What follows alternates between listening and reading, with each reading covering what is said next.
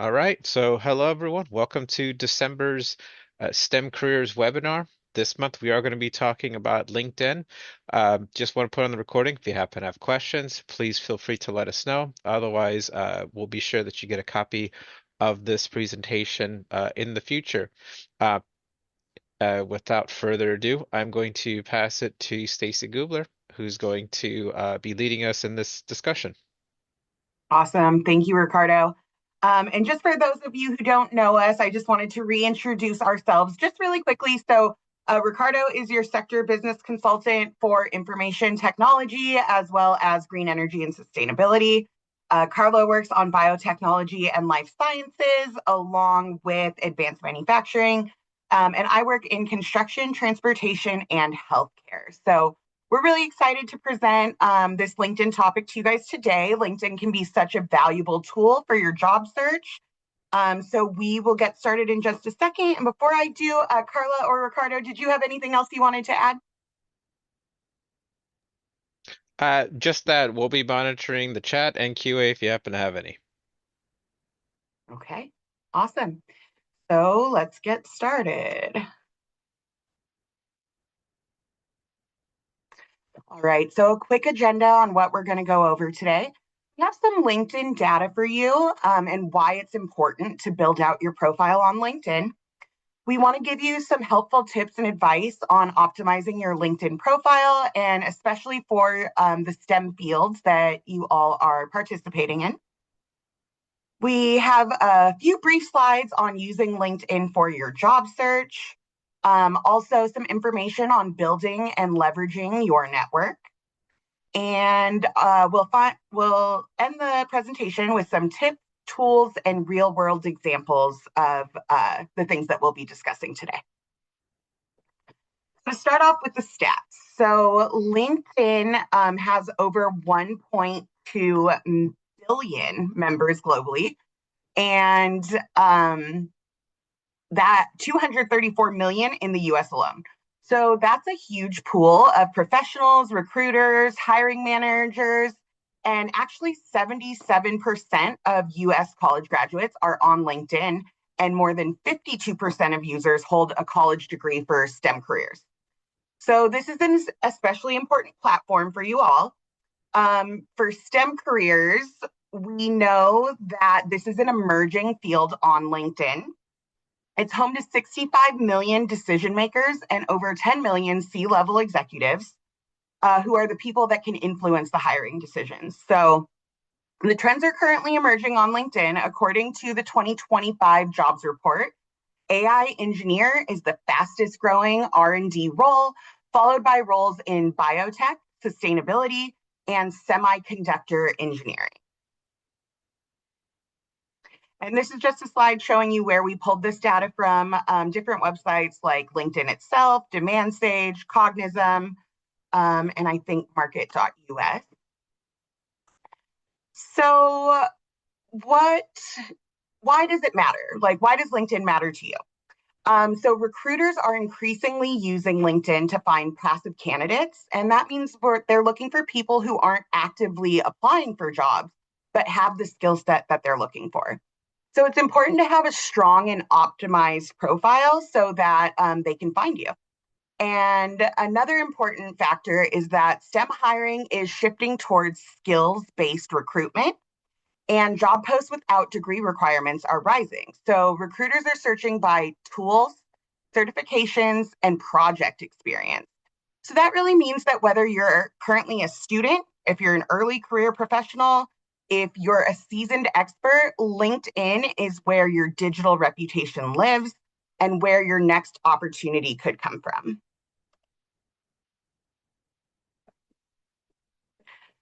All right, so optimizing your LinkedIn profile, we're going to break down your photo, your headline, your about section, experience, skills, and anything related to that. So it's important to make a strong first impression with your photo and banner. It's the first thing that people see, and it really shapes or can shape how recruiters and peers perceive you. So for your profile photo, you want to choose a clear, high resolution image with good lighting. It doesn't need to be a studio or a professional photo. You can use your smartphone and just have a clean background behind you. Dress in a way that reflects your field. So if you're in a lab coat works. If you're in tech, something smart and casual. But you do want it to look professional. So again, you want that clean background. You want to be dressed nicely. And then we can also talk about your banner. So the banner is the section of the profile that sits right behind your photo. And it can actually be customized. So you can use different websites like Canva that has templates to customize your banner to make it really be on brand for you, right? Really define who you want to be in this professional space. So a lot of people leave the banner blank, but it's actually a really great opportunity to show your STEM identity. You can use visuals like code, molecules, you can use satellites, or even a quote that inspires you. And here's another tip. If you're building a personal brand, you can add a short tagline like future environmental engineer, passionate about sustainable design. But together, your photo and banner create a strong and memorable first impression. So let's talk a little bit about your headlines. Your headline is like your elevator pitch. So it's what shows up in search results, comments, and recruiter filters. You can use it to highlight your role, your skills, and your focus area, and think of it as a mix of your job title and your personal brand. So, for example, instead of just saying engineer, you could say mechanical engineer, CAD, FEA, SolidWorks, focused on sustainable design. So that could be, all inclusive in one headline. This tells people what you do, what tools you use, and what you care about. So in the About section, this is your chance to tell your story. You want to keep it conversational and authentic. You can start with a short intro, then highlight your technical skills, tools, and any standout projects that you've done. And then you can end with a note about your goals or what excites you about your field. What are you passionate about? So in this section, you really want to use your keywords naturally. This will help you show up in the recruiter searches. And don't be afraid to show a bit of personality. STEM is also about people solving problems, not just code or equations. So at this point, I would like to hand it over to Carla, who's going to take over the next couple slides. And Carla, are you ready? I'm ready. Hello, everyone. So I'm going to talk about experience section tips. So when building your experience section on LinkedIn, as far as word choice goes, you really want to focus on three key elements. So tools, technologies, and outcome. And Stacy mentioned some examples in the last slides, right? That would be your Python, your AutoCAD, your R, even SolidWorks, and the impact that you made using these tools and technologies. It's totally okay to repeat some of the terms from your tagline. Actually, it's highly recommended because repetition of words on your profile is going to make it more relevant and rise to the top of recruiter search results. So again, be intentional with your word choices, incorporate words and industry buzzwords that align with the job titles, the subsectors, and companies that you're targeting. This helps your profile, again, appear in those recruiter searches, and it demonstrates that you're familiar with the field in which you want to go into. Additionally, you want to highlight key accomplishments rather than just listing the duties. So the most effective way to show impact is through quantitative metrics. So for example, improved efficiency by 30% through, and then you can fill in the blank, right? And then you want to keep your descriptions concise. And again, keyword rich is the key here to making your profile relevant. So here's an example. Research intern, UC Davis Bioengineering Lab, conducted CRISPR gene editing experiments, analyzed data using R and ImageJ, co-authored a research paper on gene expression in synthetic tissues. So if you attended our first STEM Career Series workshop on resumes and cover letters, this approach will feel familiar because it's the same exact skill of creating accomplishment-based statements. So if you'd like to take a deeper dive, I want to encourage you to check out our video recording of that session. Next slide, please. Okay. So what do we do if we don't have a lot of work experience? So if you don't have much work experience yet, don't worry. LinkedIn gives other ways to showcase your skills. So like everything else in life, do the best you can with the resources you currently have. One of the best options is by adding a project section to your profile. And this is where you can, a space where you can feature academic projects, independent work, or team collaborations that can demonstrate what you can do. So in this section, include details like the tools you use and the results you achieved. For example, if you built something for a class or a hackathon, hey, why not share that? And you can even add additional media to these projects. So GitHub links, posters, videos, or papers, just to make your work stand out visually and give some examples for recruiters to review. And I may add that recruiters will be looking if you provide examples. You can also use the featured section to pin your best projects so that they're easy to find. So for example, if you have a capstone project on a smart irrigation system, right? Like let's just say this is your, your proudest achievement so far. You can add a pin to that so that it's one of the first things that recruiters see on your profile. So you can, label it something like design an IoT-based irrigation controller using Arduino and Python, reduce water usage by 40% and presented at the IEEE student conference as an example. So your goal here is to emphasize problem solving and innovation. Even if it's unpaid work, these projects show your skills and your an initiative, right? Which recruiters love to see, right? That you do the best with what you have.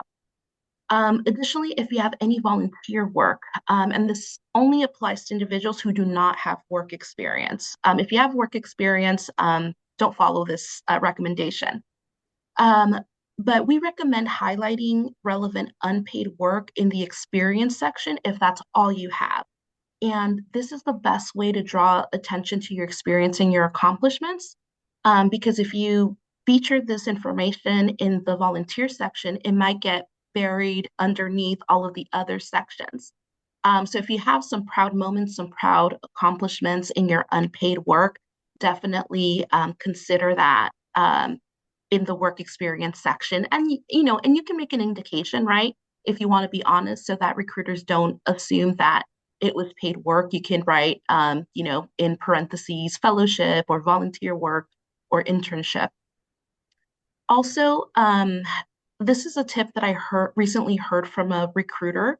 You can also use the experience section to explain any lapses in employment history. So she said, we're going to find out anyway, so why not get ahead and create your own narrative for recruiters to see ahead of time? And these examples, I would recommend using like non-sensitive, explanations, like, if you were caregiving for a family member, or if you're handling family management, if you took a gap year, studied abroad, etc. You can explain things that probably might not have had room on your resume to explain.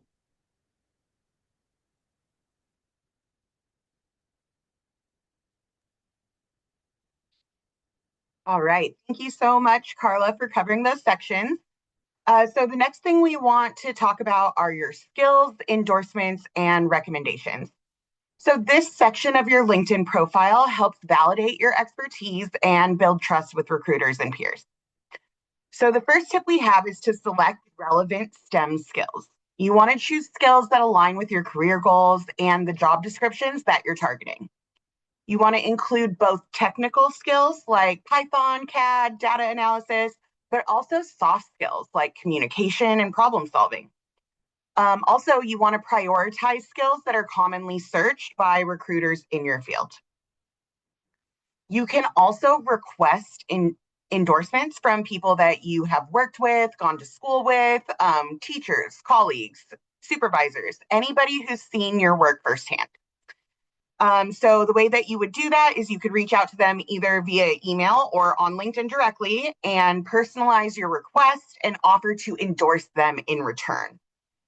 Endorsements from people that are in your field will carry more weight than endorsements from people who are outside of your field. The next tip is to ask for personalized recommendations. So in both endorsements and recommendations are available on LinkedIn. Recommendations are short testimonials that will appear on your profile. You can ask your mentors, your professors, managers to write about your specific projects and strengths.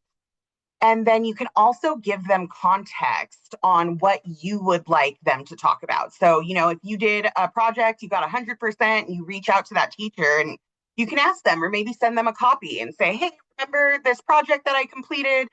We did really well on it. And I'd really love if someone could write a recommendation based on these skills for LinkedIn.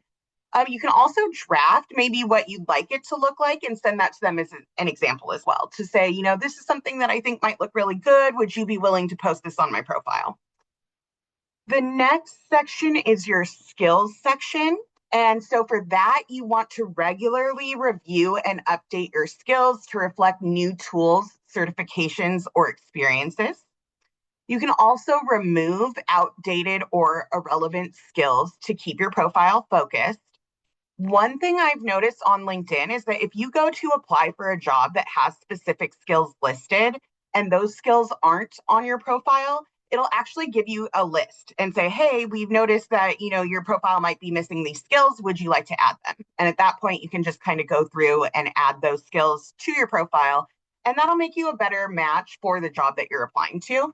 It's honestly kind of like the resume webinar that we did recently. So you really want to use the same kind of word matching and skills matching on your LinkedIn profile as you would on your resume and really target it to the specific jobs that you're applying for.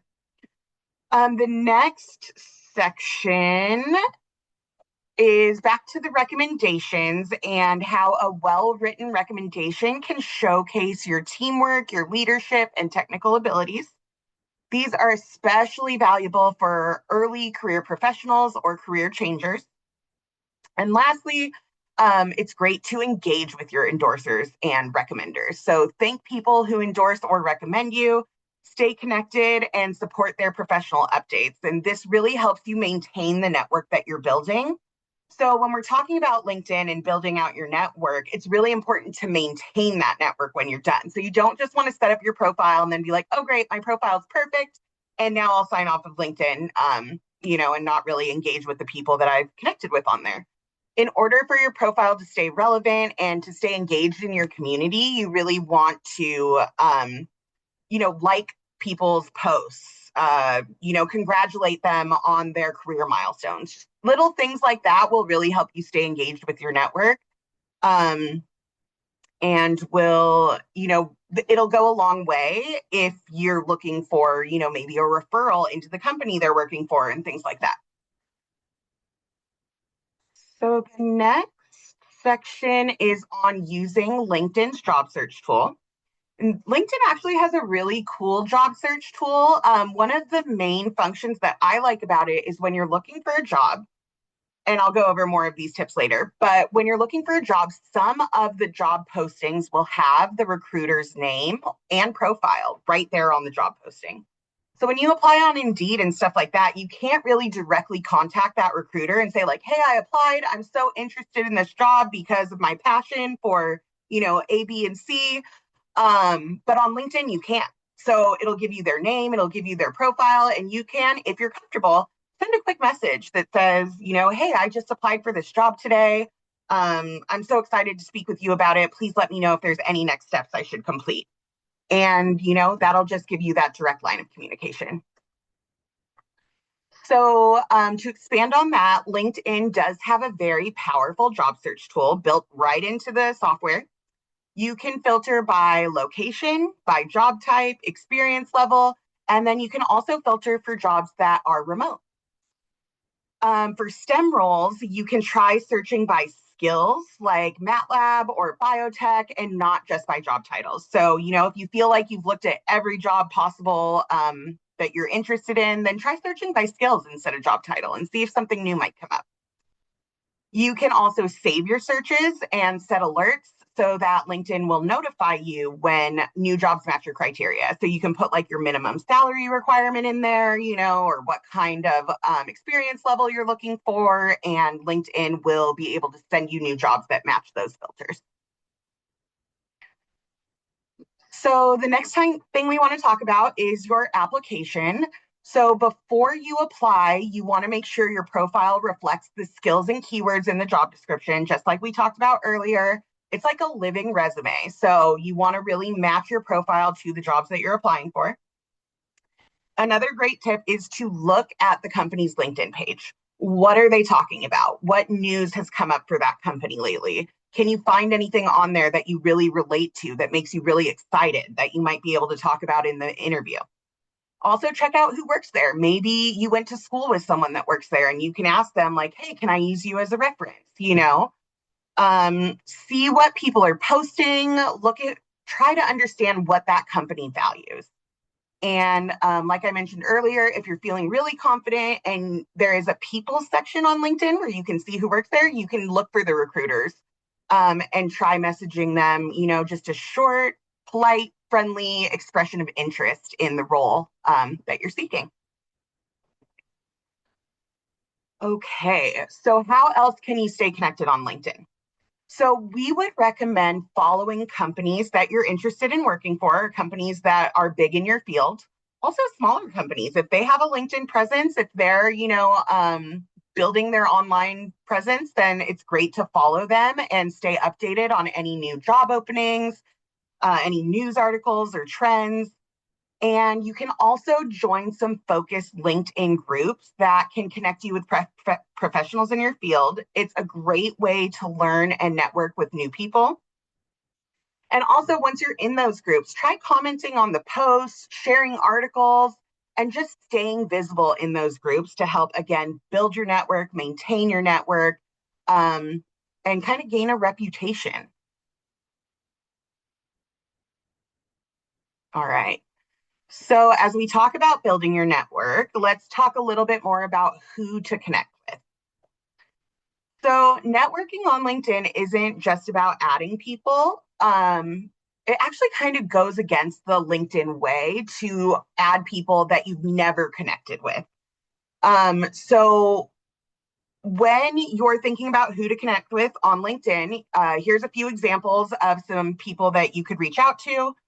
And just remember that this is really about building relationships and continuing your STEM journey. So you want to start with people you already know. So classmates, professors, coworkers, and mentors. These are what we would call your warm connections, and they're more likely to accept your invitation and engage with you on the platform. After attending a webinar, a conference, or a panel, you can reach out to the speakers or panelists. And when you do that, you would want to mention the event in your message to make it more personal and let them know like, hey, this is how I know you and this is why I want to connect. That's something I've actually done a bunch in the past, is, going to an event, seeing someone speak at a conference and then messaging them on LinkedIn and saying, hey, I really loved what you had to say at, the A, B, and C conference. I really relate to that. I really connect with it. And I just wanted to see if you'd be open to connecting on LinkedIn. So that's another way that you can engage with people. And you can also connect with recruiters, like we've mentioned, or hiring managers at the company that you're interested in.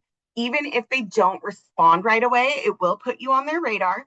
And another option is just to follow people. If you try to connect with someone, but you don't get a response and they don't accept your invitation, there's usually still a follow button on their profile, and you can just follow all their posts and see what they're up to. Okay, so once you've selected, who you want to reach out to, what do you do? So when you send a connection request, always add a note. So adding a note can make a really big difference. Like we said earlier, if you know them from a specific event or a specific group, let them know in your message. Keep it short, polite, and specific. After events or interviews, like we said, it's a great idea to follow up with a thank you message or a connection request, and that can show professionalism and also help you stay memorable. One sample message that you could send is, "Hi, Dr. Lee, I enjoyed your talk on sustainable materials at the Environmental Awareness Conference. I'm studying chemical engineering and would love to connect and learn more about your work." And that's just an example. Obviously, fill in your own experience and make it more personal, but the messages on LinkedIn do have to stay short. So this might be about all you could fit in one of those outreach messages. So once you've built your network, the next step is to stay engaged. And how do you do that? Commenting on posts and even just saying something like, "That's a great insight. I'd love to hear more," will help you stay visible. And sharing articles on your field. So, any kind of STEM article, microbiology article, healthcare article, what are the trends happening in the industry right now? You can share those things on your personal LinkedIn profile, and that'll help increase your visibility and shows that you're an active member of LinkedIn and that you care about staying informed. Also, don't be shy about posting your own work. So when you complete a project, if you're a senior and you're completing capstone projects, or if you've completed a clinical rotation and you're really excited about the things you learned, don't be shy about sharing that progress. I think people really do want to know, and it will help you build your professional brand. Also, hashtags are still a thing. So you can use your hashtags to reach a wider audience. And some of the STEM related hashtags that we use are STEM careers, women in tech, data science, clean energy, healthcare, workforce. I mean, the list really goes on and on. So I've also noticed that LinkedIn will give you some suggestions on possible hashtags to add. So you can always use the suggestions to make your post more visible. All right. So the next section is going to be some tools, tips, and real examples. So LinkedIn offers several built-in tools that are especially helpful for STEM professionals. First, LinkedIn Learning gives you access to thousands of courses. So if you haven't heard of LinkedIn Learning, it's a really cool tool that they offer. Many of the LinkedIn Learning courses give you skills in technical areas like Python, machine learning, Excel, and project management. So if you've identified one of those areas could use a little bit of improvement, then LinkedIn Learning could be a great resource for you. You can also, once you complete the course, you can earn a certificate and display that on your profile so that the recruiters can see that and they know what some of those technical skills are. Another option on LinkedIn is to do a skills assessment. So a skills assessment will let you prove your proficiency in tools like MATLAB, AutoCAD, or Java. If you pass, LinkedIn will add a badge to your profile. And recruiters are really looking for that these days. We've been hearing from recruiters that they love to see those badges. It really helps them identify what skills that you have and that you're proficient in those skills, right? Because you only get the badge if you're proficient. And don't forget to use the featured section like we talked about earlier. This is where you can pin your best work. You can pin a research paper, a GitHub project, or a conference presentation, really anything that speaks to you as this is what I want to show as my personal and professional brand on LinkedIn.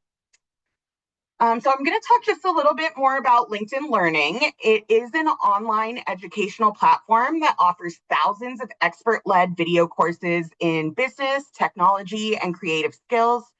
And it helps individuals and companies develop job-relevant expertise, helps build your career pathway, and enhance professional growth through small, like bite-sized lessons and guided learning paths. It's used for upskilling, reskilling, leadership development, and acquiring in-demand competencies with features like AI-powered coaching, integration with personal LinkedIn profiles for sharing badges. And it's just got a really extensive library. So really anything that you feel like you might want to improve on, give it a search on LinkedIn. See if you can find a LinkedIn course that you could add to your profile. And to access the skills assessment, just to give you a little bit more information on that, you're going to want to go to your profile, find the skills section, and click Take Skills Assessments. There are usually 15 timed multiple choice questions designed by experts. To get a passing score, you have to score about a 70% or be in the top 30% to earn the badge. So once you pass, you can add the badge to your profile and make that skill stand out to recruiters. You control the visibility. If you don't pass, you get learning recommendations and can retake the skills assessment after 6 months. So one of the best tips we can give you for that is to take assessments for skills you are confident in and try to ensure that you get the badge. And you can also use the practice mode to get more comfortable with the quiz. All right. This is a real world example, and I hope that it's visible to you. I know that things can be a little bit small, but on the left-hand side, we have an optimized profile. So we're using Carla's profile. There's a section right below where you can see where she has pinned a lot of really great videos related to Pathways to Success Project. So her profile is really optimized for her digital brand. You can see her tagline where she talks about biotechnology and life sciences, advanced manufacturing, and her role. And then she also has a customized banner in the background that says, I am for equity because equity starts with everyone. So again, Carla's really defining a professional brand here, really able, I think, allowing recruiters to see kind of who she is, what she stands for, and what she's been working on over the past few years, which are all really important factors when people are looking to hire for a new role. And on the right-hand side, we have a more basic profile. So this person doesn't use a photo and does not have an optimized background. There's really not much in their headline that would speak to a recruiter. And there is not really any activities either. So if you look at the bottom, it says this person hasn't posted yet. So this is an example of a profile that might not get a hit from a recruiter. And even small changes like adding a banner, updating your headline, things like that can make a big difference. So if you want any help with your specific LinkedIn profile, connect with your business consultant. We can go take a look and make sure that it's going to stand out in the right way.